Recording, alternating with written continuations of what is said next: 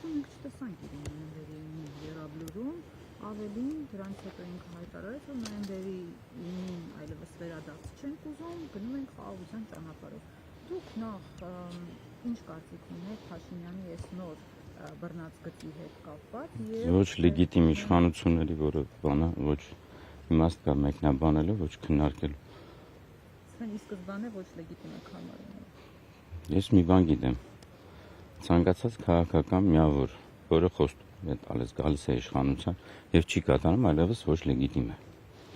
Լեգալության խնդիրը դնում է մի կողմ։ Իսկ ոչ լեգիտիմ իշխանությունների ինչ քննարկել, ինչը մեկնաբանել։ Պարոն Պողոսյան, իրենք ասում են, որ մեզ ընտրել է 600,000-ից ավելի քաղաքացի։ Ընդամենը 1.24-ն է, 1.24-ն է ժողովուրդ, թե 2/3-ը։ Ուրեմն ասեմ, երբ որ 600-ը ասում, ինքներդ հարց չեք տալիս, այդ 600-ը 2 միլիոնից քանի տոկոսն է, եւ ժողովուրդ ասած, որ ասում են, դա ովքեր են։ Ովքեր։ Չգիտեմ, թող թիվ ասեն, 100,000-ն, 200,000-ն, 1 միլիոնն է, 3 միլիոնն է, աշխարհով մեկ սփռված 10 միլիոնն է։ Մանիպուլյացիաներին ենթարկվելու իմաստ կա։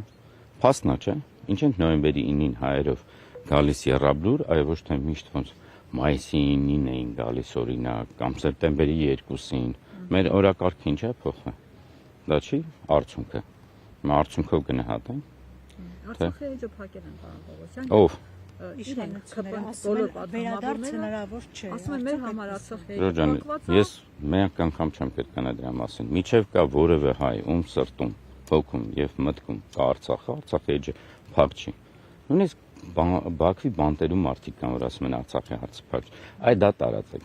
Այ դա ասեք։ Այո։ Ռուբեն Վարդանյանին կանի ինչի վստահեք, որ մնացած ովքեր որ գերի են գտնվում այնտեղ այդ նույն կարծիքին չեն։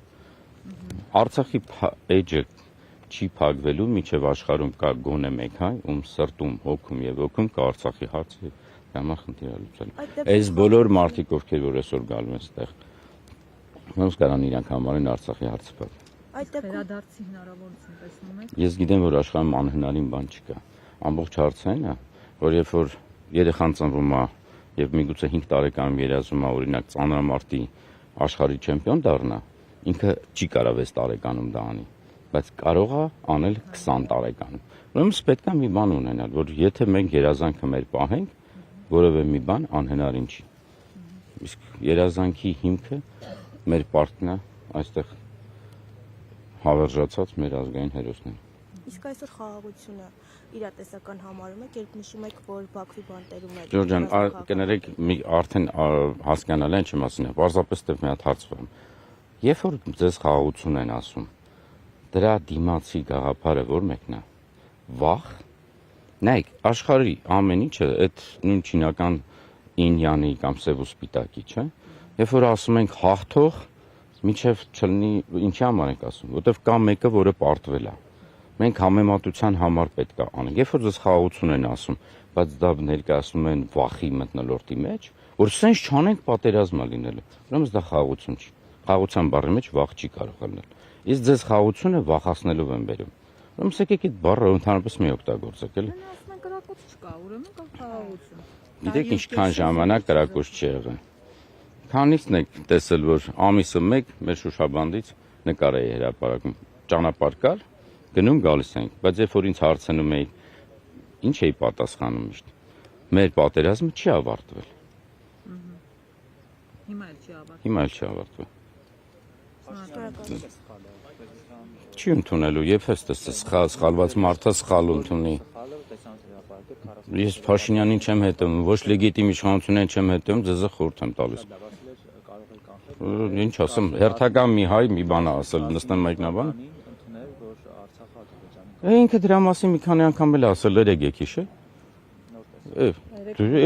Հա ասենք վերահրապարակել է, բայց բան չի արել։ Ասենք հիմա ինչ որ ասել է, ինչ սխալի համար պատասխան են տալիս, ոչ թե հրապարակում են։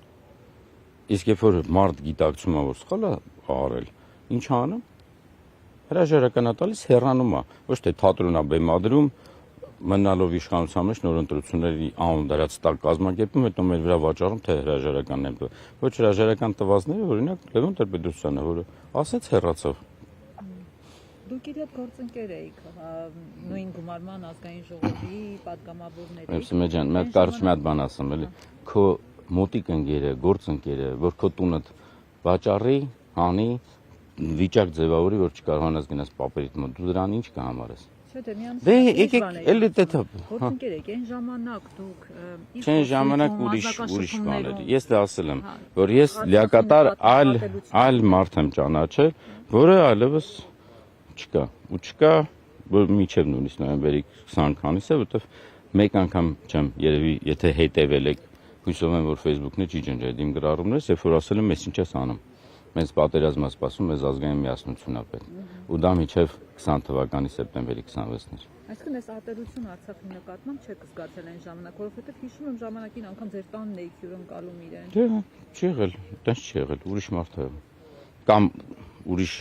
անձ ա եղել, չեմ կարող ասել։ Դա էլ իմ սխալն է, ինչի համար նորից ներողություն եմ խնդրում։ Շնորհակալ եմ։ Ձեզ շնորհակալ։